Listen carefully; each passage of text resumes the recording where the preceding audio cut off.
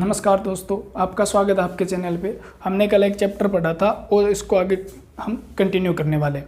उस टॉपिक के बारे में हम क्या पढ़े थे, ठीक है, और क्या सीखा था, उससे कुछ आगे सीखने वाले हैं। अगर आपने लेक्चर वो नहीं देखा है तो वो जाकर देख लें। बहुत अच्छा और बहुत प्यारा लेक्चर बना था और बहुत अच्छे से समझाया गया, बिल्कुल डिटेल से बताया गया। कुछ अपने को टाइम की प्रॉब्लम नहीं है, क्योंकि टाइम हम टिकटॉक पे भी तो ख़राब कर देते हैं ना। तो इसी अच्छा है 30 मिनट वाली वीडियो को 60 मिनट में देख लो, एक बार में सारा कुछ क्लियर हो जाएगा। ठीक है, अगर आपको समझ में न भी आया हो ना तो एक बार दोबारा रिपीट करके देख लो ना, बहुत क्लियर हो जाएगा। ठीक है ना। ये चैप्टर पहले करवाने का मेरा मकसद क्या है, यही मकसद है भी, ताकि आप बार बार रिवीजन करो ना, तो ये चैप्टर सबसे पहले आए, और पहले आए तो इनका रिवीजन साथ साथ में होता रहे। थोड़ा सा कॉम्प्लिकेटेड है, मैं कहता हूँ ये बात, ठीक है। तो इनके अंदर टर्म वगैरह याद हो जाएगी अपने आप, और आपको बिल्कुल उस सब्जेक्ट पे पकड़ आ जाएगी जो सब्जेक्ट हम पढ़ रहे हैं।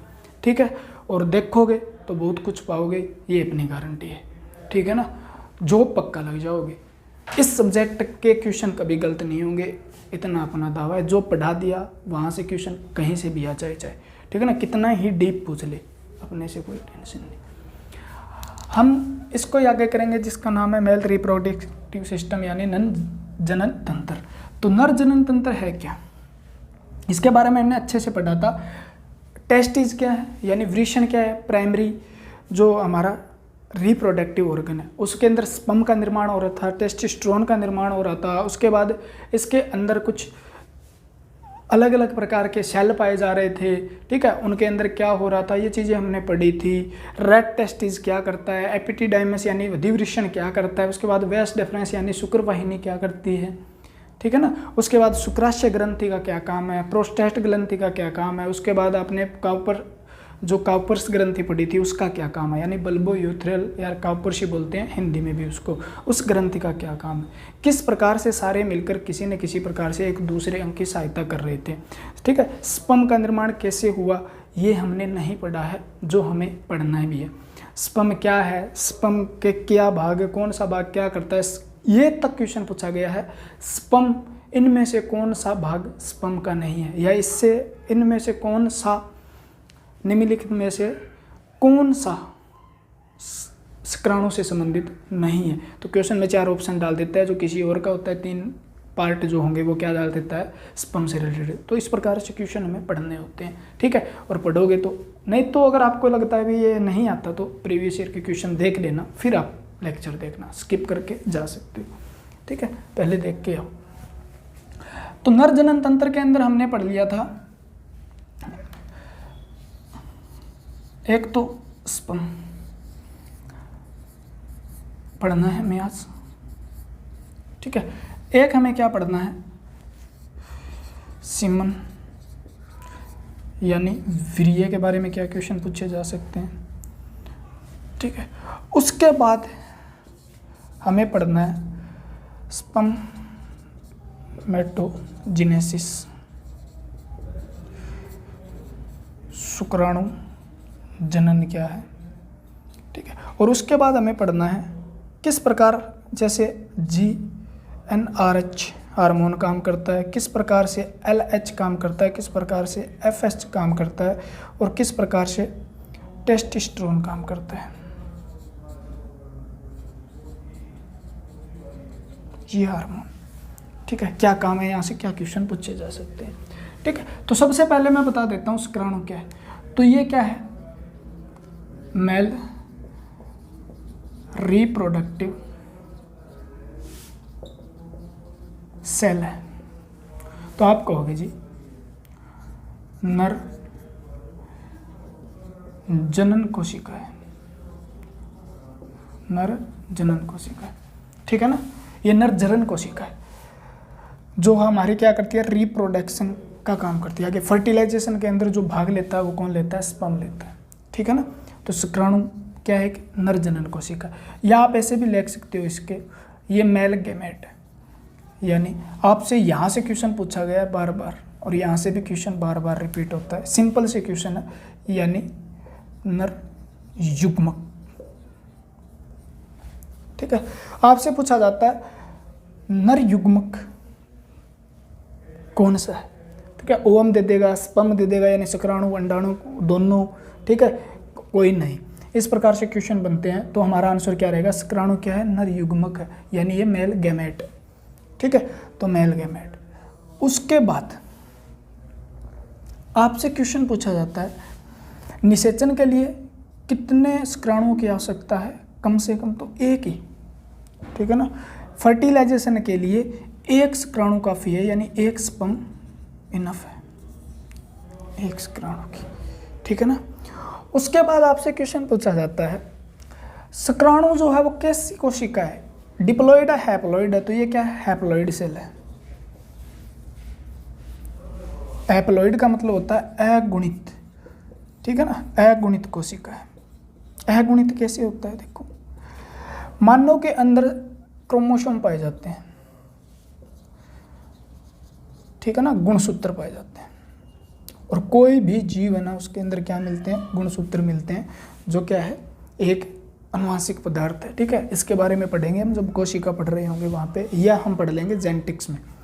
गुणसूत्र जो मानव में कितने पाए जाते हैं, 46 यानी 22 पेयर पाए जाते हैं। अगर वो नंबर में पूछे तो कितने पाए जाते हैं, संख्या में 46, और जोड़े पूछे तो 23 जोड़े पाए जाते हैं। यानी अगर 46 जोड़े किसी भी कोशिका के अंदर है तो इसे क्या बोला जाता है, डिप्लॉइड। सिंपल भाषा में बता रहा हूँ, कोशिका के अंदर करेंगे बहुत अच्छे से, यानी इसे बोला जाता है द्विगुणित कोशिका, डिप्लॉइड सेल। अगर उसके अंदर कितने हैं, जोड़े में नहीं है, तो वो क्या है, 23। अब जोड़े तो नहीं है ना, तो 23 है, तो इसे क्या बोलेंगे, हैप्लॉइड बोलेंगे। हैप्लॉइड का मतलब है अगुणित। ठीक है ना, यानी गुणा किसी से नहीं हो रही है। यहाँ पे थोड़ा सा याद करने के लिए 23 को 2 से गुणा कर रहे हैं, इसलिए द्विगुणित है। ठीक है ना, और यहाँ पर क्या याद करने के लिए, अगुणित, यानी किसी से गुणा नहीं हो रही, यानी 23 जोड़े हैं, तो इसका मतलब अगुणित कोशिका है। अगुणित कोशिका है तो आपको याद करना है इसके अंदर कितने गुणसूत्र पाए जाते हैं, कितने क्रोमोसोम पाए जाते हैं स्पर्म के अंदर। तो स्पर्म के अंदर 23 गुणसूत्र पाए जाते हैं। ठीक है ना, याद करना है, वेरी वेरी इंपॉर्टेंट है।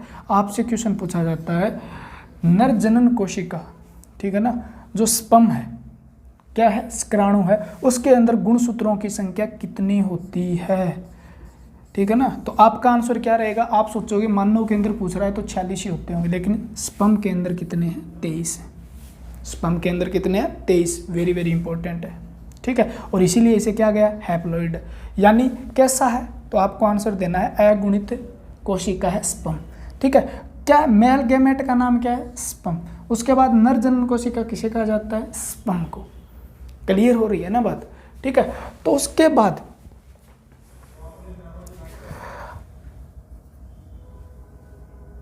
शुक्राणु, और शुक्राणु से क्या क्वेश्चन पूछे जा सकते हैं।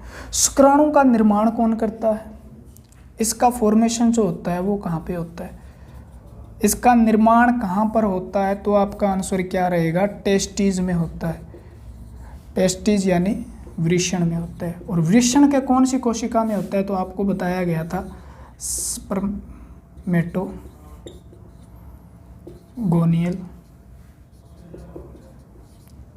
सेल या स्टेम सेल। ठीक है ना, हिंदी में इसे बोलेंगे या इसको क्या बोलेंगे, शुक्राणु जनन कोशिका, लेकिन मैं बता देता हूँ आएगा नहीं, शुक्राणु जनन कोशिका ऐसे लिखा नहीं आएगा, कहाँ पे होता है। ठीक है, वृषण पूछता है ज़्यादातर, तो आपको ये देना। ये क्या है, कोशिका है, जो किसका भाग है, वृषण का। इसके अंदर ही मैंने बताया था लोब्यूल वगैरह जो बताए थे, लेकिन टेस्टिकुलर लोब्यूल में होता है। टेस्टिकुलर लोब्यूल जो होता है उसमें क्या पाया जाता है, स्पर्मेटोगोनियल सेल पाए, स्टेम सेल पाए जाते हैं, और सर्टोली सेल पाए जाते हैं। कौन से सेल पाए जाते हैं, सर्टोली सेल। ठीक है ना, उनके बारे में थोड़ा सा पढ़ेंगे यहाँ पर। ठीक है, उसके बाद क्वेश्चन आते हैं वीर्य से। वीर्य से क्या क्वेश्चन आते हैं, इन दोनों को मैं साफ कर देता हूँ, एक बार रफ कर देते हैं, आगे पढ़ेंगे। ठीक है, पढ़ना है तो डिटेल में थोड़ा टाइम लगेगा, मैं बता देता हूँ, लेकिन मैं क्लियर करवा के जाता हूँ। पहले हमें थ्योरी समझनी होती है, उसके बाद क्वेश्चन निकाल लेते हैं, क्वेश्चन कहाँ से किस प्रकार आते हैं। अगर आपको थ्योरी समझ में आ जाती है तो क्वेश्चन कुछ नहीं होते, उसके आगे वो याद हो जाते हैं साथ साथ में, इतना मुझे पता है। ठीक है ना, आपको याद होते हैं ना होते मैं नहीं कह सकता, क्योंकि मुझे पढ़ाते हुए जितना वक्त हुआ है ना, मैंने जहाँ तक देखा है अपने सब्जेक्ट में किसी भी स्टूडेंट को दिक्कत नहीं आती, कभी प्रॉब्लम नहीं आती, और सबसे अच्छा सब्जेक्ट मानते हैं ना स्टूडेंट, ठीक है ना। मैं फिर कहता हूँ, पढ़ रहे होंगे कोई ना कोई यहाँ पे ऑफलाइन, वो साहब से अच्छा सब्जेक्ट है ना वो साइंस ही है। ये बच्चों का कहना है, मेरा नहीं है, ठीक है। सिमन जो है वो क्या है, तो ये जो होता है ना, इसका कलर पूछे तो मिल्की होता है, ठीक है ना, यानी सफ़ेद होता है, मिल्की लिक्विड है, ठीक है, यानी दूध या तरल पदार्थ है, ठीक है। मोस्ट इंपॉर्टेंट है इसका पीएच वैल्यू कितनी होती है। इसकी पीएच वैल्यू होती है 7.5 से 8.5 के बीच में।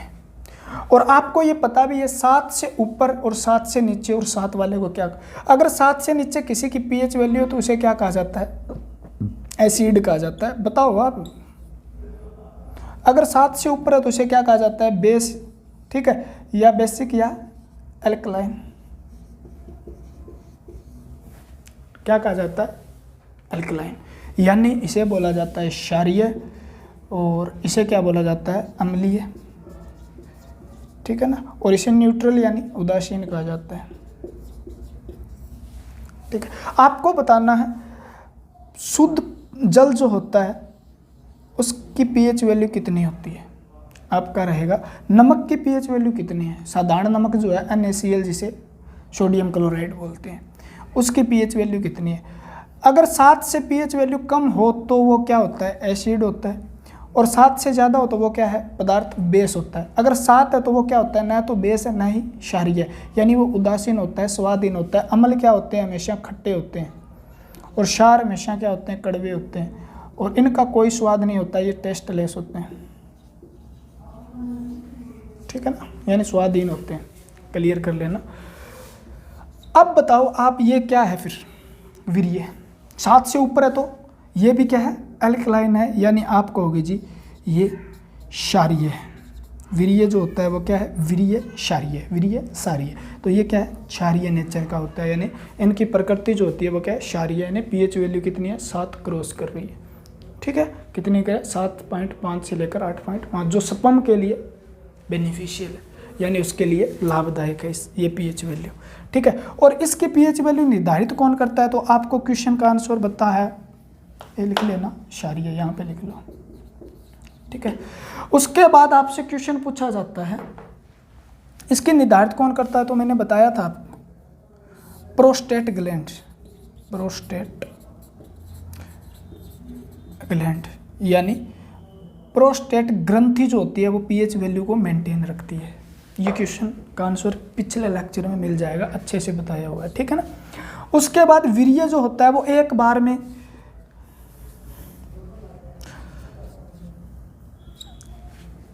कितना इजैकुलेट होता है, यानी कितना उसका स्त्रावण होता है इंटरकोर्स के दौरान एक समय में। मोस्ट इंपॉर्टेंट क्वेश्चन आता है 3 मिलीलीटर, 3 मिलीलीटर जो होगा एक बार में इसका स्त्रावण होता है, यानी एक बार में कितना एजुकुलेट होता है, तो आपका आंसर क्या रहेगा, 3। और इस 3 मिलियन सीमन के अंदर कितने स्पर्म पाए जाते हैं, इंपॉर्टेंट क्वेश्चन यहाँ से बनता है, ठीक है ना। 20 से 30 करोड़ कितने पाए जाते हैं, 20 से 30 करोड़ तक, ठीक है ना।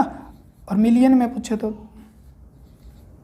200-300 के बीच में पाए जाते हैं, क्या, मिलियन। करोड़ में पूछे तो 20 से 30 करोड़, यानी इतने में इतने स्पर्म होते हैं, ठीक है। तो यानी 3 मिलीलीटर के अंदर कितने स्पर्म है, 20 से 30 करोड़, और 20 से 30 करोड़ स्पर्म है, तो यानी इतने स्पर्म इतनी जगह में आ जाते हैं। तो आपको पूछा जाता है मानव की सबसे छोटी कोशिका कौन सी है, याद कर लेना, मोस्ट इंपॉर्टेंट क्वेश्चन है। मानव की सबसे छोटी कोशिका कौन सी है, मानव की सबसे छोटी कोशिका, ठीक है ना, smallest cell of human body. मानव की सबसे छोटी कोशिका भी क्या है, नर जनन कोशिका, जिसका नाम क्या है, शुक्राणु है। 20 से 30 करोड़ आते हैं, ठीक है ना। और क्या चाहिए, एक, किसके लिए, निषेचन यानी फर्टिलाइजेशन के लिए एक स्पर्म की आवश्यकता होती है। और ये होते क्यों है, ये चीज़ आगे पढ़ने वाले हैं, ठीक है। जब फर्टिलाइजेशन करेंगे तो पढ़ लेंगे भी इतने होने का कारण क्या है, तो याद रखना है हमें, ठीक है। तो इसके पीएच वैल्यू, और एक क्वेश्चन और आता है, इसके अंदर क्या पाया जाता है, कैल्शियम साइट्रेट पाया जाता है, यानी इसके अंदर कौन सा मिनरल सबसे ज़्यादा पाया जाता है, तो आपका आंसर क्या रहेगा, कैल्शियम, ठीक है, कैल्शियम साइट्रेट। उसके बाद इसके अंदर शुगर कौन सी पाई जाती है, और 3-4 बार क्वेश्चन आ चुका है, फ्रक्टोज। कौन सी शुगर सबसे ज़्यादा, वीर्य के अंदर कौन सी शुगर होती है, फ्रक्टोज। सबसे मीठी शुगर कौन सी है, फ्रक्टोज, स्वीटेस्ट शुगर जिसे बोला जाता है, यानी कौन सी शर्करा पाई जाती है, तो आपका आंसर क्या रहता है, फ्रक्टोज। फ्रक्टोज सबसे मीठी शुगर है, और वीर्य के अंदर भी कौन सी शुगर पाई जाती है, फ्रक्टोज, जो इसको एनर्जी देने का काम करेगी, इसका क्या करने का काम करेगी, एनर्जी, ठीक है ना। इसको क्या चाहिए, एनर्जी चाहिए, और वो किसके माध्यम से, यानी कोई भी कोशिका है उसको एनर्जी चाहिए, तो एनर्जी के लिए वो किसका यूज़ करता है, तो सिंपल फ्यूल है फ्रक्टोज, ठीक है ना। तो मीठी शुगर फ्रक्टोज, वीर्य में कौन सी पाई जाती है, फ्रक्टोज। फ्रूट जो होते हैं, यानी फल जो होते हैं, फल से फ्रूट से याद करना, फ्रक्टोज, यानी फलों के शर्करा किसे कहा जाता है, या फ्रूट शुगर किसे कहा जाता है, फ्रक्टोज। फलों के अंदर कौन सी पाई जाती है, फ्रक्टोज। शहद का मीठा होने का कारण क्या है, फ्रक्टोज, ठीक है ना, क्योंकि मीठा ज़्यादा है, फलों का मीठा होना फ्रक्टोज के कारण है, याद रखना। तो फ्रक्टोज फलों की शर्करा, और वीर्य के अंदर भी कौन सी पाई जाती है, फ्रक्टोज, याद हो गया ना। कैल्शियम, इसके अंदर क्या पाया जाता है, कैल्शियम पाया जाता है सीमन के अंदर, ठीक है।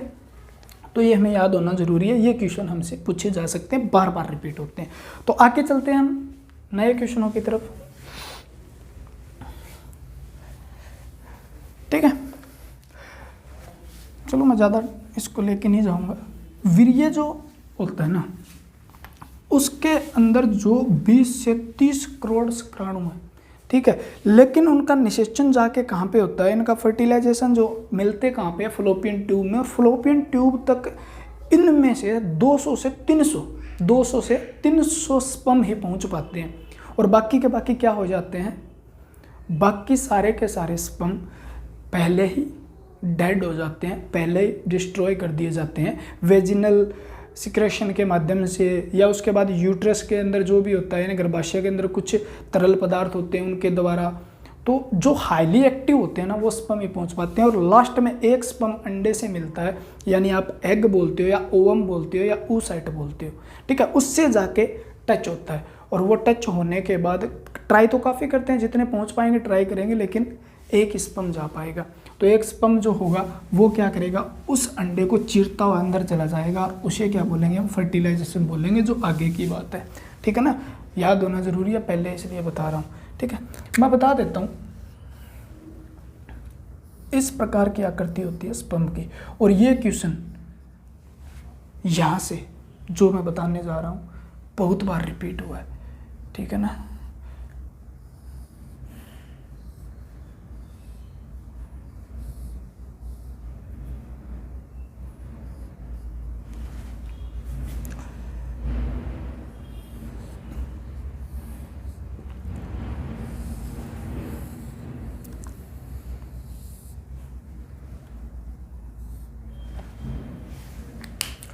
यहाँ से क्या क्वेश्चन पूछे जा सकते हैं, देखो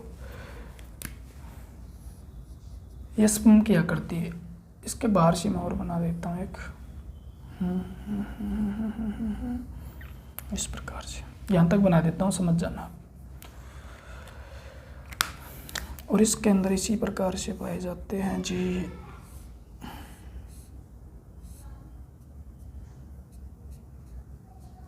माइटोकॉन्ड्रिया, ठीक है, बना लेना थोड़ा सा अपने आप से। और इसके अंदर यहाँ पे होता है जेनेटिक्स मटेरियल, यानी आप कह दो न्यूक्लियस, केंद्रक, ठीक है। ये इसका भाग कहलाता है एक्रोसोम, ठीक है, जो एक तरल पदार्थ से भरा होता है, जिसका नाम आप बताएंगे, ठीक है ना, याद करने में पंखे उड़ जाएंगे, उसका नाम क्या है। ये प्लाज्मा मेम्ब्रेन जिसे आप सेल मेम्ब्रेन बोलते हो वही है सेल मेम्ब्रेन, ठीक है, सेल मेम्ब्रेन, यानी इसका नाम है जी कोशिका झिल्ली। प्लाज्मा मेम्ब्रेन भी बोलते हैं इसको, झिल्ली, कोशिका झिल्ली, ठीक है। इसके अंदर भरा होता है साइटोप्लाज्मा यानी कोशिका द्रव्य। ये इसका क्या है, केंद्रक है। और अब इसको हमने अलग अलग भागों में बांटना है, आपने पढ़ लिया, बस इसको साफ कर देते हैं। ये जो भाग है, ठीक है, इस भाग को बोलेंगे हेड, यानी ये जो स्पर्म का क्या है, सिर है। इस भाग को बोलेंगे नेक, यानी जिसे आप गर्दन बोलते हो। इस भाग को बोलेंगे मिडल पीस, यानी मध्य भाग। अब यहाँ से क्वेश्चन क्या आया ये बताऊंगा आपको मैं, आपको वजह से क्वेश्चन भी आ सकते हैं क्या, ठीक है। और ये इसका भाग है जिसे हम बोलते हैं टेल, यानी इसकी है पूंछ, ठीक है। एक्रोसोम को हिंदी में क्या बोलेंगे, ग्रीवा, ग्रीवा, ठीक है। यानी स्पर्म सभी जो होंगे वो क्या करने चाहेंगे, फर्टिलाइजेशन के लिए जाना चाहेंगे, ठीक है। तो उसके लिए जाने के लिए इनके पास क्या होगा, जैसे वेजिनल जो कैविटी होती है, उसके बाद सर्विक्स होता है, सर्विक्स के बाद गर्भाशय होता है, फिर ऊपर जाके फ्लोपियन ट्यूब होती है। यानी वहाँ तक जाने के लिए इन्हें क्या चाहिए, यानी मोटिलिटी चाहिए, यानी इनके चाल जलने के लिए क्या चाहिए, गति चाहिए। तो आपसे क्वेश्चन पूछा जाता है पूंछ का क्या काम है, ठीक है ना। क्वेश्चन पूछा जाता है पूंछ का, स्पर्म के अंदर पूंछ का क्या काम है। तो ये क्या करता है, मोटिलिटी प्रोवाइड करवाता है, यानी गति प्रदान करता है। यानी स्पर्म गति किसके माध्यम से करता है, स्पर्म गति यानी शुक्राणु गति किसके सहारे करता है, तो उसको गति देने वाला कौन है, पूंछ है। ये मतलब सांप की तरह से हिलता रहेगा और ये क्या जाएगा, आगे चला जाएगा, ठीक है ना। तो ये गति देने का काम करता है। इसके अंदर क्या है, तो मिडल पीस, यानी मिडल पीस के अंदर मुख्य रूप से क्या पाया जाता है, तो आपका आंसर क्या होगा, माइटोकॉन्ड्रिया। और सुना भी होगा आपने, हिंदी में बोलते हैं सूत्र कणिका, माइटोकॉन्ड्रिया भी बोलते हैं ज़्यादातर, माइटो दोनों लिख लेना, माइटोकॉन्ड्रिया, ठीक है। तो इसके अंदर माइटोकॉन्ड्रिया है, क्लियर है बात। नेक क्या करती है, न्यूक्लियस क्या करता है, एक्रोसोम क्या करता है। तो एक्रोसोम जो है ये एक मतलब क्या है, आप कह सकते हो ये किस नुमा करती है, तो एक कोन शेप है, कोन शेप, पर इसके अंदर एक क्या भरा होता है, तरल पदार्थ भरा होता है जिसका नाम है, स्पेलिंग देख लो खतरनाक वाली है,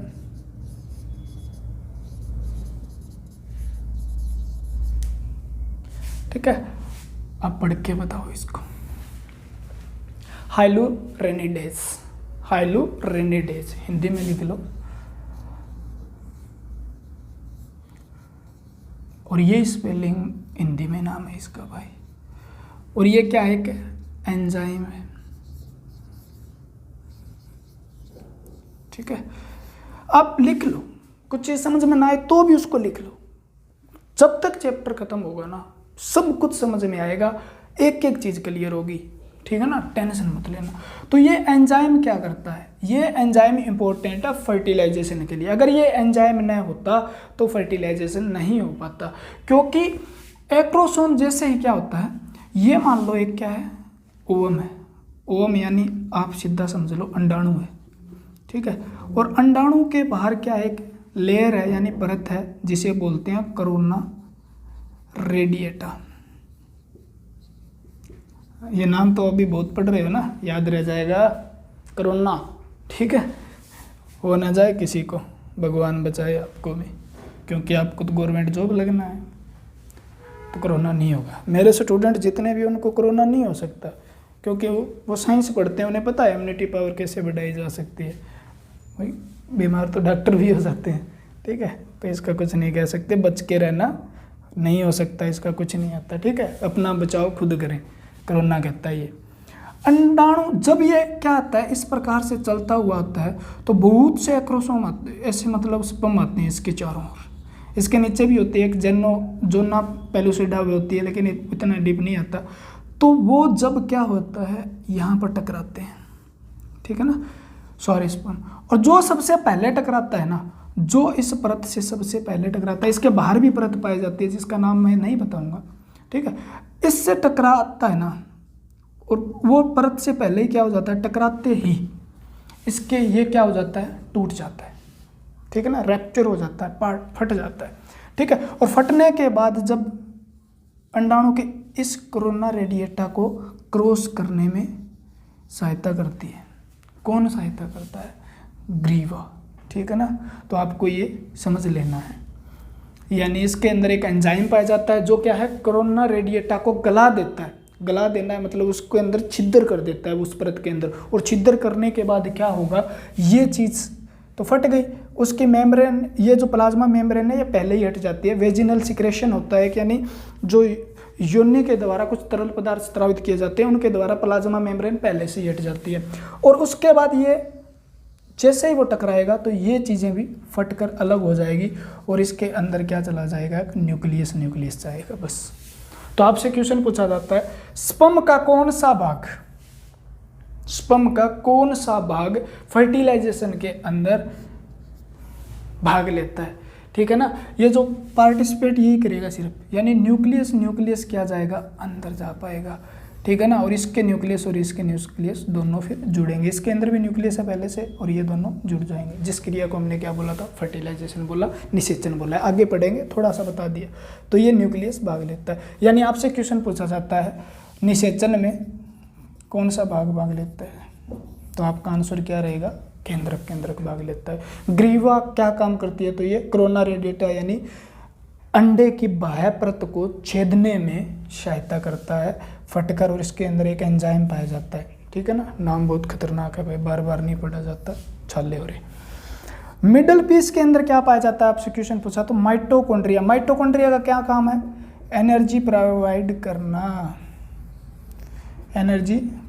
करना, यानी ये क्या देता है, ऊर्जा देता है। और आपको पता भी है, कोशिका पड़ी है, तो इसको क्या कहा जाता है, माइटोकॉन्ड्रिया को पावर हाउस कहा जाता है, ऊर्जा गृह कहा जाता है, क्योंकि इसके अंदर क्या होता है, इसके अंदर होता है जी रेस्पिरेशन जाके ख़त्म होता है, वहाँ से क्या मिलती है, माइटोकॉन्ड्रिया के अंदर हमें एनर्जी मिलती है, ठीक, आगे पढ़ेंगे माइटोकॉन्ड्रिया पढ़ेंगे तब ज़्यादा हो जाता है। तो माइटोकॉन्ड्रिया ऊर्जा देता है, किसके लिए, इसको सर्वाइव करने के लिए, जिंदा रहने के लिए, क्योंकि ये माइटोकॉन्ड्रिया के अंदर क्या भरा होता है, कार्बोहाइड्रेट, फ्रक्टोज भरा होता है, ठीक है ना। तो फ्रक्टोज इसलिए भरा होता है क्योंकि जब ये जाएगा तो इसको और कहीं से तो एनर्जी नहीं मिल सकती ना, तो एनर्जी कहाँ से लेगा, ये पूंछ हिलाने के लिए एनर्जी तो चाहिए इसको, तो वो कहाँ से लेगा, तो माइटोकॉन्ड्रिया देगा इसको, ठीक है ना, माइटोकॉन्ड्रिया देगा। ये मतलब अंदर जो बनाया, ये फ्लैजिला बोलते हैं इसको, ये जो सेंट्रोइड होता है जो ना, उससे निकला हुआ भाग है, ठीक है, बाद में, और इसके मदद से ये हिल पाता है, फ्लैजिला, लेकिन इतना नहीं पूछा जाता। आप फिर माइटोकॉन्ड्रिया की वजह से ही क्या होता है, जो फ्लोपियन ट्यूब है, यानी जो अंडवाहिनी है उसके अंदर, ठीक है, 48 से लेकर 72 घंटे तक स्पर्म जिंदा रह सकता है। मोस्ट इंपॉर्टेंट क्वेश्चन है, यानी 2 से लेकर कितने दिन तक रह सकता है, 3 दिन तक, यानी स्पर्म एक बार फ्लोपियन ट्यूब में जाने के बाद 2 से 3 दिन तक जिंदा रह सकता है, वो भी किसकी वजह से है, माइटोकॉन्ड्रिया की वजह से, ठीक है ना।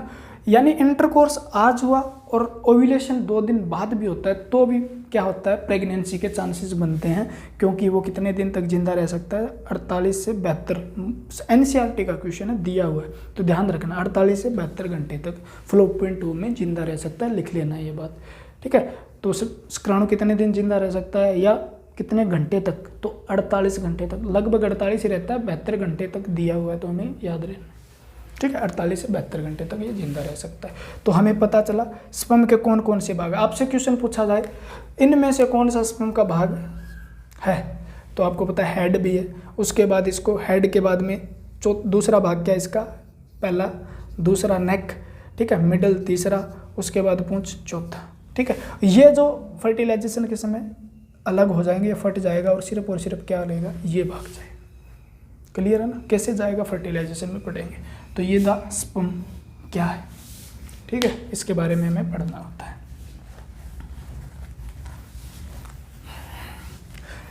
समझ में आ गया क्या? अगर नहीं आया तो एक बार और बता देता हूँ। माइटोकॉन्ड्रिया क्या काम करता है, इसके अंदर ऊर्जा देने का काम करता है। पूंछ क्या करता है, इसको मोटिलिटी देता है, यानी आगे बढ़ने के लिए। तीसरा, इसके अंदर जो एक्रोसोम होता है वो क्या करता है, वो कोरोना रेडिएटा, कोरोना याद रख लो, बहुत है, कोरोना रेडिएटा, यानी जो ओवम होता है, अंडा जो होता है ना, ठीक है, मादा के अंदर जो अंडा होता है उसके बाहर एक परत पाई जाती है कोरोना रेडिएटा, उसको गलाने का काम करता है, ताकि इसका जो न्यूक्लियस है वो क्या है, छेद कर इसके अंदर चला जाए। और अंदर जाने के बाद क्या होगा, फर्टिलाइजेशन हो गया, न्यूक्लियस से न्यूक्लियस मिलेंगे, यानी 23 जुड़े, ये 23 ये और 46 हो गए, उसे बोलेंगे फर्टिलाइजेशन, आगे निषेचन बोलेंगे, ठीक है ना। तो माइटोकॉन्ड्रिया क्या काम कर रहा है, ठीक है। नेक क्या होता है, नेक जैसे ही अंदर जाता है, ये करो वहाँ पर ओवम के पास जाता है, तो ये नेक यानी गर्दन जो होती है अलग हो जाती है, क्योंकि इसका मोटिलिटी का काम तो खत्म हो गया, और केंद्रक भाग लेता है, याद रखना, ठीक है ना। तो आपसे एक क्वेश्चन और भी पूछा जाता है, स्पर्म के कौन से भाग में अनुवांशिक पदार्थ पाए जाते हैं, कौन से भाग में अनुवांशिक पदार्थ पाए जाते हैं? तो आपका आंसर क्या रहेगा, हेड, सिर के अंदर। किसमें पाए जाते हैं, हेड यानी सिर के अंदर, ठीक है। साइटोप्लाज्म वगैरह याद करने की जरूरत नहीं। तो अब हमारा क्या रह जाता है,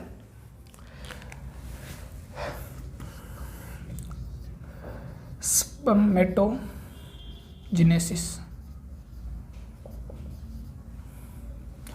याद रखना, जेनेसिस। स्पर्म का मतलब शुक्राणु, और जेनेसिस का मतलब होता है फॉर्मेशन यानी निर्माण।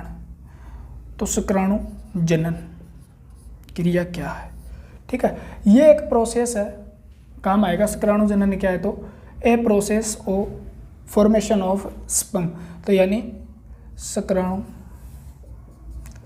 निर्माण की जो एक क्रिया है उसे क्या बोलते हैं हम,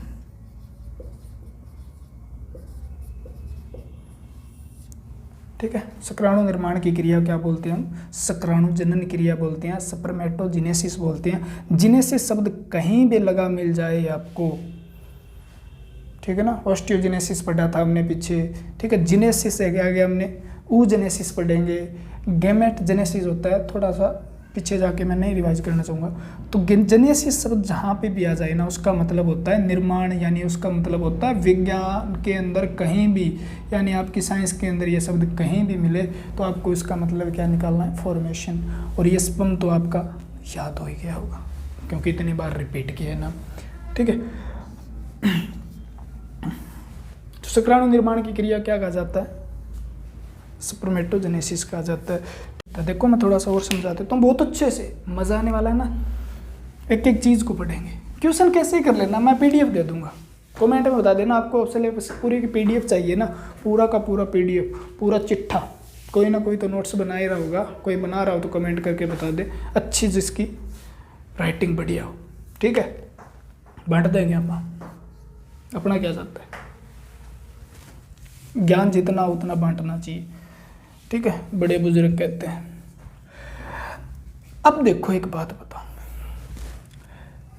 जब मनुष्य होता है 14 से 15 साल, यानी उसकी जो एज होती है, ठीक है, तो वो किसको हिट करता है, प्यूबर्टी को, ठीक है। प्यूबर्टी यानी यौवन अवस्था में जाता है। पढ़ना है बस, क्वेश्चन यहाँ से कैसे निकलेगा मैं बता दूंगा। यौवन अवस्था में जाता है, जैसे ही वो यौवन अवस्था में जाता है, मैं किसकी बात कर रहा हूँ, मैं नर यानी मेल की बात कर रहा हूँ, यहाँ पे फीमेल की नहीं कर रहा। जैसे ही वो यौवन अवस्था में जाता है तो एक ग्रंथि होती है हाइपोथैलेमस, ठीक है, वो थोड़ी सी अच्छे से एक्टिव हो जाती है, ठीक है। हाइपोथैलेमस एक्टिव होके एक हार्मोन का स्त्रावण करती है, GnRH, फुल फॉर्म है इसकी गोनेडोट्रोपिन लिख लेना, काम आएगा, ये नहीं है भी फालतू का पढ़ा रहा हूँ। गोनेडोट्रोपिन रिलीजिंग हार्मोन, यानी गोनेडोट्रोपिन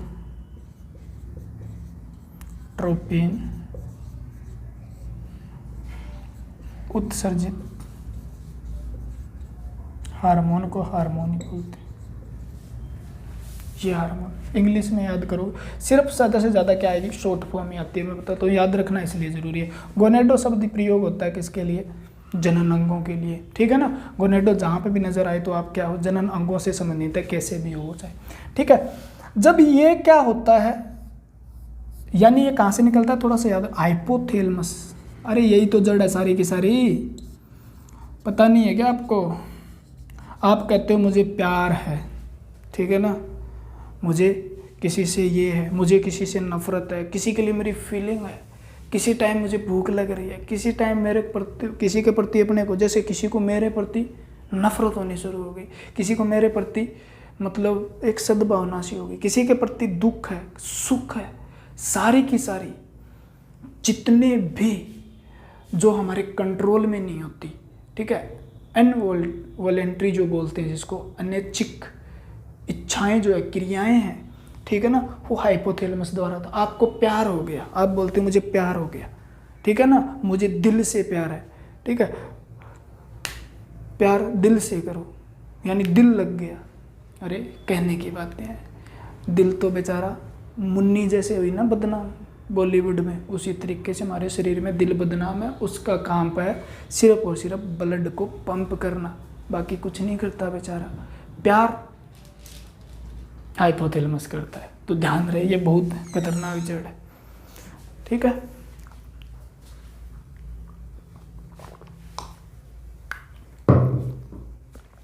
तो यहां से कौन सा, हाइपोथैलेमस से एक हार्मोन आपसे पूछा जाता है, GnHR कहां से सिक्रेशन होता है या उत्सर्जित होता है, तो आपका आंसर हाइपोथैलेमस। हाइपोथैलेमस का ये हार्मोन जाके हिट करता है पिट्यूटरी, जिसे मास्टर ग्लैंड कहते हो आप, पीयूष ग्रंथि कहते हो आप, सबसे छोटी ग्रंथि कहते हो आप, वहां पर जाके हिट करता है, और वहां से निकलते हैं दो हार्मोन, किसकी वजह से, इसकी वजह से, जिसका नाम है LHFSH। इसको बोलते हैं ल्यूटिनाइजिंग हार्मोन, ठीक है, इसको क्या बोलेंगे, ल्यूटिनाइजिंग हार्मोन। हिंदी में भी ल्यूटिनाइजिंग ही बोलेंगे भाई, कमेंट बहुत आएंगे फिर नहीं तो। इसको बोलते हैं फॉलिकल स्टिमुलेटिंग हार्मोन, याद कर लो, काम आएगा। दोनों के दोनों इंटीरियर लोब से होते हैं, यानी पिट्यूटरी ग्रंथि दो भागों में बांटे जाते हैं, इंटीरियर पोस्टीरियर, ठीक है ना, कभी मिडिल भी लिखा जाता है, लेकिन इंटीरियर भाग से दोनों अग्र भाग से होते हैं, पीयूष ग्रंथि से। मोस्ट GnHR कहाँ से रिलीज होता है, हाइपोथैलेमस से, ये क्वेश्चन बनता है। पिट्यूटरी ग्रंथि से कौन से होते हैं, LHFSH, और भी होते हैं लेकिन यहाँ पे कॉम्प्लिकेटेड हो जाएगा। ये दोनों हार्मोन आगे जाके कहाँ पर हिट करते हैं, ये भी टेस्टिस में करेगा और ये भी किस में करेगा, वृषण यानी टेस्टिस में। ये मेल की बात कर रहा हूँ मैं, फीमेल की नहीं कर रहा, यानी वृषण के अंदर। और LH हार्मोन जो होगा ना, वो किस पे अटैक करेगा, देख लो। एक होता है लीडिंग सेल, अब बताता हूँ मैं आपको, लीडिंग सेल पे, और ये किस पे करेगा, तो आपको बताया होगा सर्टोली सेल, याद हो तो। टेस्टिकुलर लोब्यूल के अंदर पाए जाते हैं सर्टोली सेल, स्पर्मेटोगोनियल सेल, ठीक है ना, दो सेल बताए थे, ठीक है।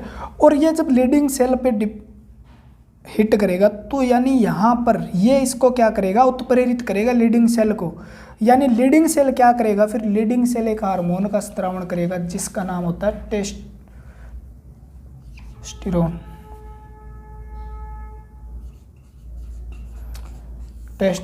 हार्मोन, ठीक है ना।